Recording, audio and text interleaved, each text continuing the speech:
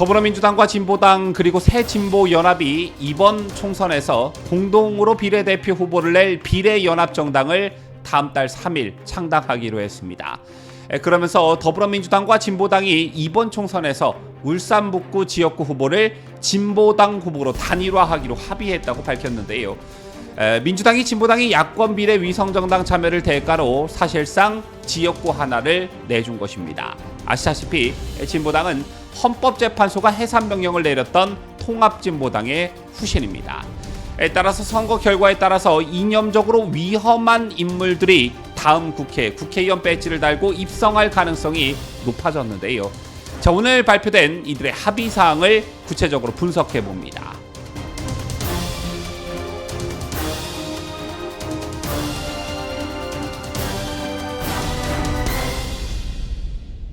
시청자 여러분 안녕하십니까? 뉴스데일리 베스트 민앵커입니다. 더불어민주당과 진보당 그리고 새진보연합이 오늘 오전 선거연합을 위한 합의문을 발표했습니다. 민주당에서 민주연합 추진단장을 맡은 박홍근 의원, 진보당의 윤희숙 상임선거대책위원장, 새진보연합 용해인 상임선거대책위원장이 각각 서명을 했는데요. 이 합의문에 따르면 이들은 다음 달 3일 가칭 민주개혁진보연합을 창당해 비례대표 선거에 임한다고 밝혔습니다. 민주당이 현행 선거제를 유지하는 대신 만들겠다고 한 야권 위성정당이 공식 출범하는 것입니다. 좀 더 이 합의문을 살펴보자면 민주당은 이 위성정당에 진보당과 새진보연합이 추천하는 비례후보자 3명을 추천받아 비례명부에 배치하기로 합의했습니다. 또한 진보당과 새진보연합이 추천하는 후보 외에 4인의 비례대표를 국민후보로 추천받겠다고도 했습니다. 국민후보 공모와 심사는 연합정치시민회의가 추천한 인사들이 독립적인 심사위원회를 두고 뽑겠다 이렇게 밝혔는데요. 이렇게 되면 약 7명 정도의 인사들이 민주당이 주도하는 위성정당의 비례대표 후보로 이름을 올리게 되는 것입니다. 그렇다면 순번이 궁금해지는데 민주당 등이 오늘 밝힌 비례 순번 배치는 상호호의 원칙하에 번갈아 가면서 배치하는 것을 기본으로 하게 될 것이라고 밝혔습니다. 이렇게 되면 어떻게 순번이 이루어지게 되냐면 시민사회 외부 세력인 연합정치시민회의를 포함한 4개 그룹이 추천하는 후보들이 번갈아 배치가 되면 당선권인 20번 안에 진보당과 새진보연합, 연합정치시민회의가 추천한 인사들은 모두 들어가게 됩니다. 결론적으로 민주당이 추진하는 위성정당으로 인해 극좌파 인사들이 대거 국회에 입성할 가능성이 커졌다라는 것인데요. 이 밖에도 이들은 전국의 모든 지역구에서 여론조사 방식의 경선을 통해 지역구 후보 단일화에도 나서겠다고 밝혔는데 오늘 당장 울산 북구 지역구 후보를 진보당 후보로 단일화하기로 합의했다고 밝혔습니다. 현재 울산 북구 현역 의원은 민주당의 재선 이상원 의원인데 민주당이 진보당의 야권 비례 위성정당 참여를 대가로 사실상 지역구 하나를 내준 것입니다. 통진당의 후신인 진보당 강성희가 지난 보궐선거에서 전주에서 당선이 돼 국회에 입성해 얼마나 많은 논란을 일으켰는지 상기해 보면 오늘 야권의 합의가 얼마나 위험한 것인지 감이 오실 거라 생각하는데요. 이들이 낸 합의문에서 제가 좀 주목을 한 것은 다름 아닌 4명의 비례대표를 국민 후보로 추천받겠다라고 한 대목입니다. 말은 참 좋죠. 국민 후보. 하지만 국민 후보 공모와 심사는 연합정치시민회의가 추천한 인사들이 독립적인 심사위원회를 두고 뽑겠다 이렇게 밝혔는데 이게 상당히 위험해 보인다는 것입니다. 이번 달 초 더불어민주당이 야권 비례 위성정당을 창당을 위해 구성된 민주개혁진보 선거연합 추진 연석회의에 참석해 첫 회의를 가진 일이 있었습니다. 제날 연석회의에는 연합정치시민회의 공동운영위원장 자격으로 박서군, 조성우, 진영종 위원장이 참석했는데 연석회의 구성원 9명 중 3분의 1에 해당하는 비교적 큰 비중이었습니다.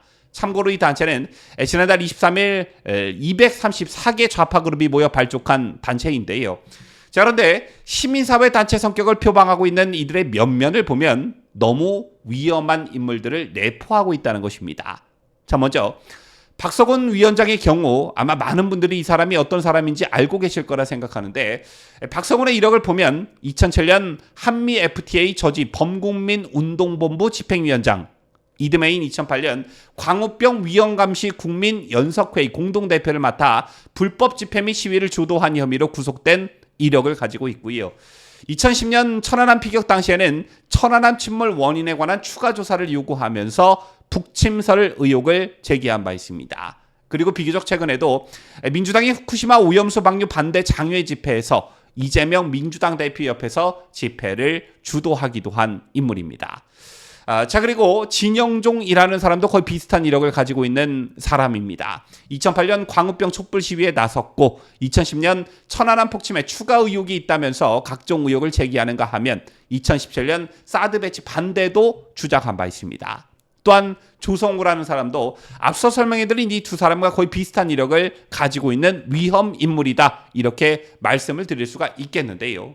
문제는 여기서 끝이 아니라는 것입니다. 지난달에 어떤 보도가 있었느냐, 더불어민주당이 야권 소수 세력과 함께 추진하는 민주개혁 진보선거연합 추진연석회의에는 창원 간첩단 사건의 핵심 인물들이 소속된 단체가 참여하고 있다는 보도도 있었습니다. 연합정치시민회의에 경남진보연합이 소속돼 있었다라는 것인데요. 지난 1월 서울중앙지검은 국가보안법 위반 혐의로 현 경남진보연합 정책위원장, 전 경남진보연합 교육국장 등 4명을 대상으로 구속영장을 청구한 바 있습니다. 4명 중 2명이 경남진보연합 소속이었는데 법원은 이를 받아들여 구속영장을 발부했습니다.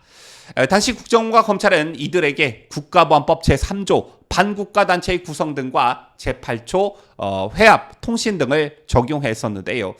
이들이 자주통일 민중전이라는 단체를 만들어 김일성, 김정일 주의와 주체 사상을 지도 이념으로 삼고 북한의 대남혁명 전략 완수를 목표로 비밀리에 활동했다는 것입니다.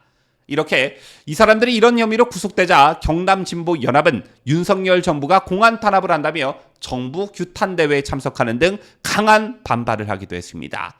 어쨌든 종합하자면 결국 이들이 추천하는 인사가 민주당의 비례대표 득표율을 발판 삼아 비례대표와 지역구 의원으로 당선될 수 있는 어떠한 토대가, 발판이 마련됐다라는 것입니다. 또 이들이 원하는 정책을 제안하고 국회에서 실현하는 것도 가능해진 셈입니다. 더 나아가 진보당 강성희 의원이 국회 국방위원회 상임위 배치 논란이 일었던 것 다들 기억하고 계실 텐데요. 이렇게 위험한 인물들 또는 이런 위험한 인물들의 도움을 받고 국회의원에 당선된 이들이 국회에 입성한다면 이게 국가적으로 얼마나 위험한 일인지를 따져봤을 때 우리가 좀 관심을 가지고 지켜봐야 할 일이 아닌가. 그냥 남의 당의 비례대표라고 해서 무관심하게 가만히 지켜볼 일은 절대 아니다라는 말씀을 드리면서 뉴스를 마칠까 합니다.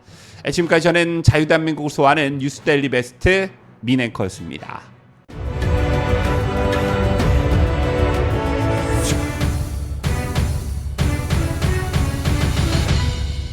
함께해요. 뉴스데일리 베스트.